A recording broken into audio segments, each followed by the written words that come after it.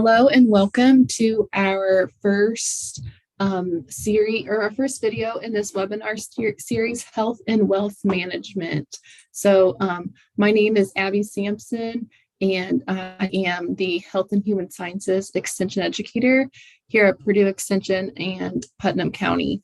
And today, like I said, is our first session in our 4-week series, and we are going to focus on stress.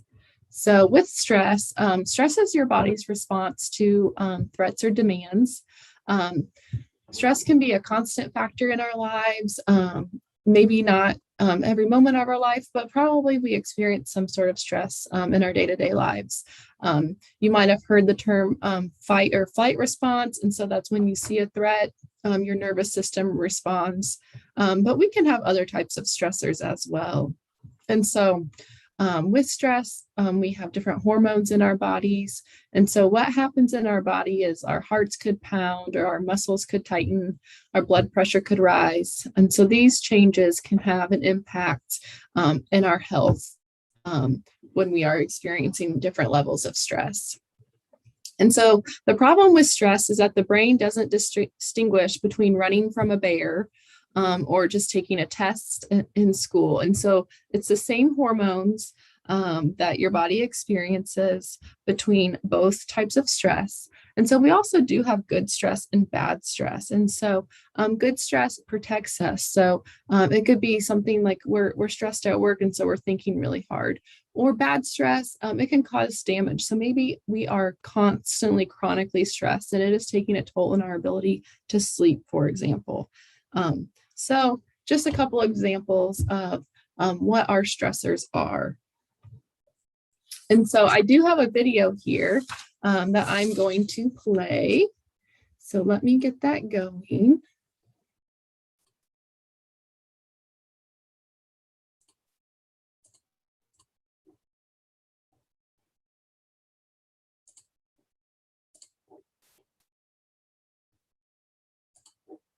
All right, so we will watch this video.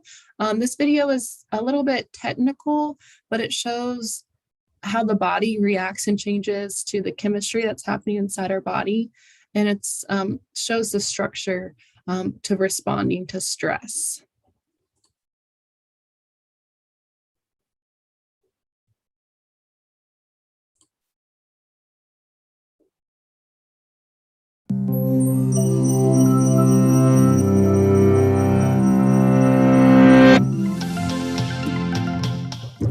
Cramming for a test? Trying to get more done than you have time to do? Stress is a feeling we all experience when we are challenged or overwhelmed.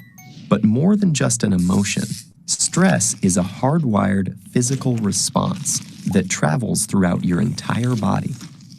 In the short term, stress can be advantageous, but when activated too often or too long, your primitive fight or flight stress response not only changes your brain, but also damages many of the other organs and cells throughout your body.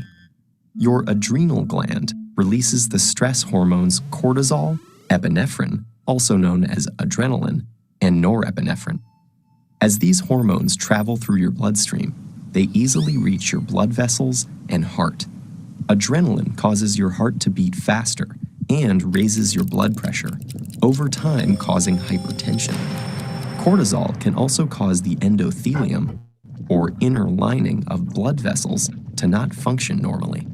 Scientists now know that this is an early step in triggering the process of atherosclerosis, or cholesterol plaque buildup in your arteries.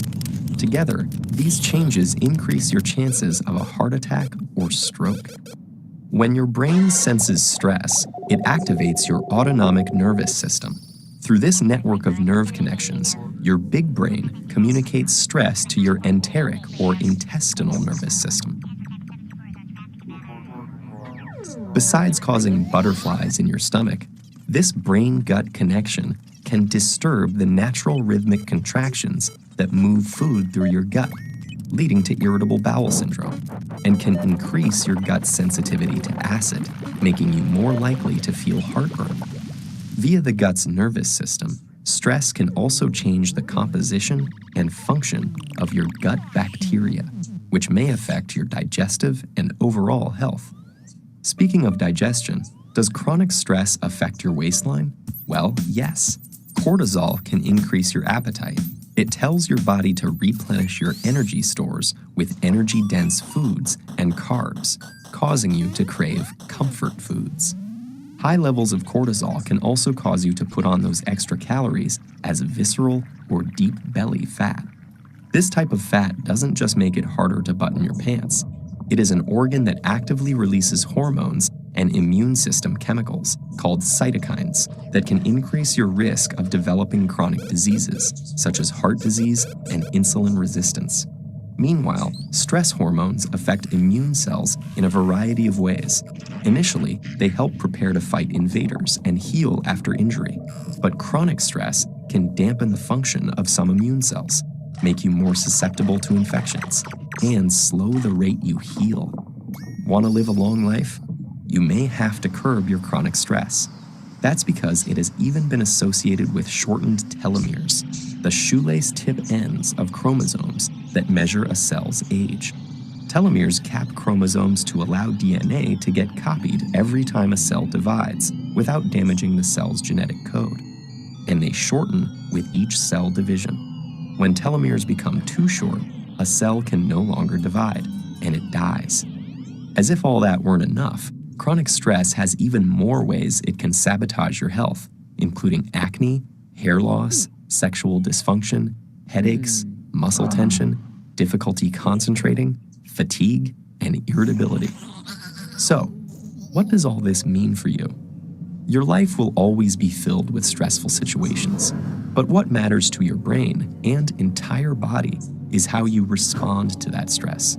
If you can view those situations as challenges you can control and master, rather than as threats that are insurmountable, you will perform better in the short run and stay healthy in the long run.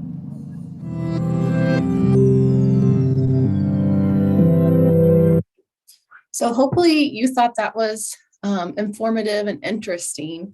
I really think it's interesting how it explains that the different hormone changes that can happen with stress affect very many aspects of your body.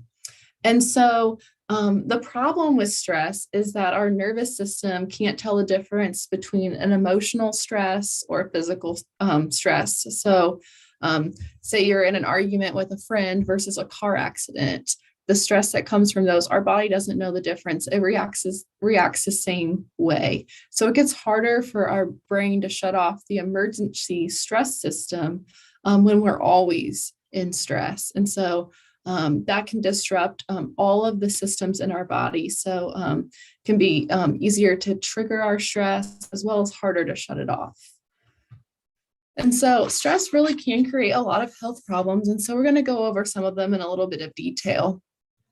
So as far as an autoimmune disease you see on this list, when the body's immune system attacks the body, this can maybe be like a rash on your skin or your joints. And so this could be something like psoriasis. Also, type 1 diabetes is actually known as a something on the list here. And so stress can make existing skin conditions worse. So like acne, it can cause hives and rashes, as well as you see heart disease on the list. Stress, of course, causes high blood pressure, which we've probably heard of, but our cholesterol levels can change. And so how we deal with stress can affect our heart as well. So maybe we tend to smoke if we are experiencing stress, or drinking very highly, or as well as eating poorly. And so with that can cause the weight problems that you see. So the stress hormone cortisol rises during times of stress, and it tells our body that we need to eat. And so the body thinks that it's calories, we need to consume calories, even though we might not actually need to. And this can not only create a cortisol problem, but a weight problem as well. Next on this list is reproductive issues. So you might have heard cortisol and adrenaline can affect progesterone and testosterone in both men and women. So we can have reproductive issues as well. And then last is thinking and memory, which I think is an interesting one. Stress can cause us to have memory loss. So I can say that, at work, sometimes when I'm stressed, if I don't write things down in the moment, I'm going to very likely forget it if I'm highly stressed that day. And so we have temporary memory loss. We also have brain fog, anxiety, and worry. So everything is connected as far as stress, and it can all play a part in our health. And so those are some of the problems that stress causes.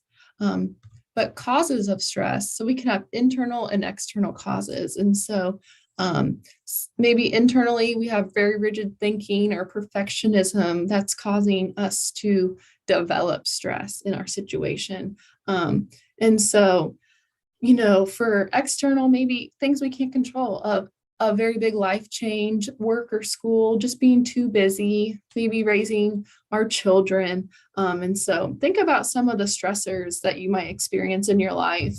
Are there common themes between them? Does it make you feel better to get your stress out in the open and talk about it? So just sometimes for some people, just naming your stress can help you release it. So maybe a stress for you is big deadlines at work. And so just letting your family know that you're dealing with that, and that you can't concentrate on cooking dinner this week, which is another stress that you're having, could help you deal with your stressors just in the simple way of communicating. And so we have our causes of stress, but do we have any warning signs that we can see in ourselves? Most likely, yes. There are 4 types of warning signs that are typical for our stressors, and they're cognitive, emotional, physical, and behavioral. And so we're going to kind of go through those. Cognitive can be things like our memory problems, maybe poor judgment. Maybe we can only see the negatives of the situation, so we have very narrow-minded thinking. We also could have constant worrying that comes along with cognitive signs of stress. As far as emotional, maybe we are depressed or we're anxious, moody or irritable. We can also just feel very overwhelmed and have the emotional feeling of isolation and loneliness due to the stressors that we're carrying. As far as physical, our body can be telling us we're experiencing stress with maybe aches and pains, maybe some GI issues, so diarrhea, constipation, nausea. We also can feel our heart rate. So we might feel our heart racing. We're also more susceptible to things like a cold because our immune system is slightly compromised when we're in times of feeling extensive stress. And then last, we have behavioral. So maybe eating a lot more or eating a lot less, as well as sleeping too much or too little. We can withdraw from other people. We maybe are overusing alcohol or drugs. So there are lots of warning signs for stress. And so you might see that one of these things I listed is something that you do when you're stressed. And so put that in the back of your mind of, when I tend to isolate myself, that's actually a sign that I am stressed. And so working on identifying that can be really good. And so we have lots of factors that can affect our tolerance, so how much stress we can handle. And so one is our support. So if we have great friends and family, they can be a really good buffer against stress for us. On the other side, if we're lonely or isolated, this can increase our stress and not really give us a way to really work through our stress. As far as a sense of control, so maybe you're very confident in yourself and your abilities and you handle challenges well. And so you feel like you can experience stress and walk through it. But if you believe you have very little control or you're at the mercy of your environment, maybe that stress is going to hit you harder. We also have our attitude and our outlook in life. And so if you're a very hopeful, optimistic person, you're probably less vulnerable to stress. You can embrace the challenges of life. You have a strong sense of humor. You maybe feel like you have a higher purpose in life. So with that comes dealing with our emotions. So if you are someone that can soothe yourself, you can deal with anger and sadness. This is going to help you. If you're able to identify your emotions, you're going to be able to identify and deal with your stress. And then lastly is our knowledge about stress and how prepared we are. So the more you know about the situation, how long it's going to last or what it's going to be like, maybe like, for example, having a surgery and knowing how long it's going to take to recover from it. This can help you readjust your ideas, and your expectations can be more realistic. So, what stresses you out? So, go ahead and put in the chat box, or if you're watching this recorded, you can drop it in the comments. What stresses you out? So, I will start with an example. Being too busy. So, if I feel like I have every hour of my day occupied by something, I begin to feel very stressed out and overwhelmed with how much I need to accomplish that day. So, next, we're going to talk about solutions to that. So, we'll use my example of being too busy as a stressor. So, solutions could be get moving. So, exercise or move your body. One thing I will do if I'm talking about being too busy at work is on my lunch break, I'll go walk around the block.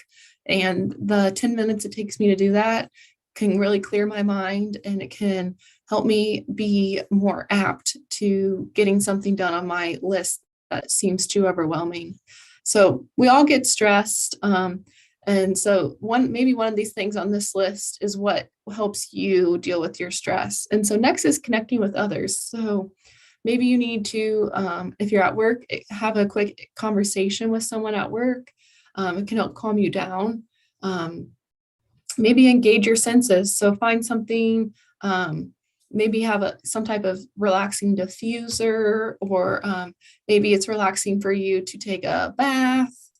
So you really need to learn how to relax. So we're going to go through an activity here in a minute about guided relaxation. Maybe something like yoga or deep breathing works for you as well.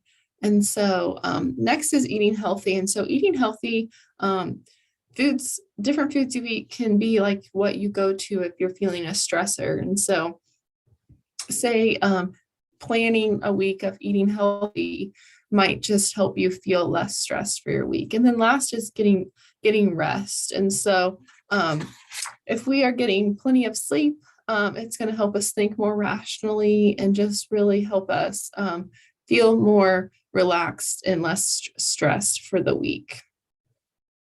And so next is self-care. So with identifying our stresses, we have self-care in one of our solutions. And so you really want to stick to the basics here with self-care. Start with an activity you enjoy and add it to the time of the day that you have. So plan your self-care. So maybe announce your plan with a spouse or add it to your calendar. Just be aware of what works for you for self-care and what outcome you want from it. So you really want to be conscious when you're taking care of yourself. And so how to do it, maybe create a no list, or just start eating healthy, getting enough sleep, exercising. You'll see that most of this list is similar to our solutions that we had previously. So really anything that's going to work for you. And I did want to hit on this no list. So set boundaries. So maybe say no to something that's a certain time of the day because that's your self-care time. Maybe say no to having your cell phone 30 minutes before you go to bed to help you unwind, whatever that might be. That way you can guarantee that you're going to be able to de-stress. And so next we have relaxation. And so that's our relaxation response is the opposite of our flight or fight response. So it's a state of profound rest. And so we can relax through focusing on our breathing. So taking deep breaths with our belly will help our mind be distracted from our thoughts. We can also do things like guided imagery. So can conjure up a scene or a place and force yourself to think positive thoughts. Other things would be like yoga, maybe repetitive prayer. So you might know something that's really good for you on this list, but if you don't, try out a few and see what works for you. But it is recommended, and I've really struggled with this, to do some type of relaxation, at least 20 minutes a day. And so find something that works for you, and that makes it feel worthwhile, so that you realize that it's something you do want to spend 20 minutes doing every day. And so with nature, we have, access to, walking outside, going to an area that has a fountain, or maybe sitting by a pond and enjoying the noise and the scenery. And so connecting with nature really helps activate parts of our brains that are associated with parts of empathy and love. So it's really going to help us calm down. And so maybe this is something that you could do that works for you as well. And so, of course, there's an app for that. So you can download many apps that are meant for calming and meditation. You can download apps that help you fall asleep. This 7 Cups app is an app that is meant for emotional support and counseling. And so there's lots of apps you can find on your phone. I encourage you to look for that if that's something that you think would help you. Maybe it can give you a notification on your phone to let you know that it's time to unwind for the day, or whatever that might be. Another thing that I think is neat is these smart sleep lights. And so they are lights that are very dim. And so they help you have the correct circadian rhythm. And so they promote your alertness and the production of melatonin, which helps to induce sleep. So it's just a different type of light that you could have. I know a lot of people have it to kind of, if they wake up a lot at night and need to, go to the restroom, that it's not as bright of a light as another type of regular light. So it doesn't wake you up, just helps you stay calmer. And then we have our wearables. So maybe you want something that you can wear that gives you all of the data and everything. So you know that you're getting your steps for the day, or maybe it's telling you that it's time to go take a walk. You've been sitting too long. So there's lots of things that you can wear as well that you might want to look into. And so now we're going to do about a 5-minute or so guided meditation.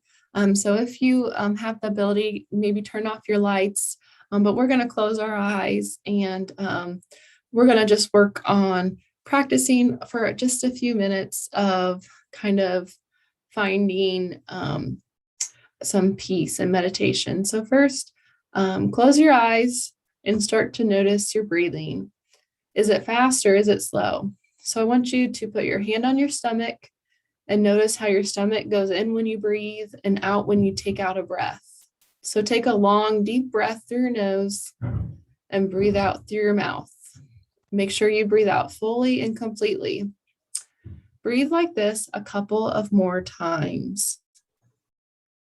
Okay, now imagine your body. Notice parts that hurt or are tight or tense. Notice parts that feel loose and uncomfortable.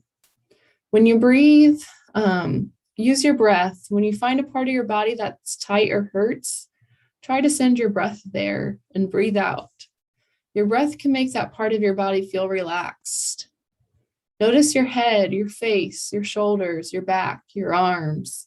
Notice your stomach, your legs, your knees. Now notice the sound in the room. Maybe you're in a building and you hear people moving, not thinking, just noticing and listening. Breathe slowly and easily, in and out. Feel the chair under where your body touches it. Feel your muscles relax as you breathe. Keep watching your breathing in and out, easy and peaceful. When you're ready, take a long, slow, deep breath in.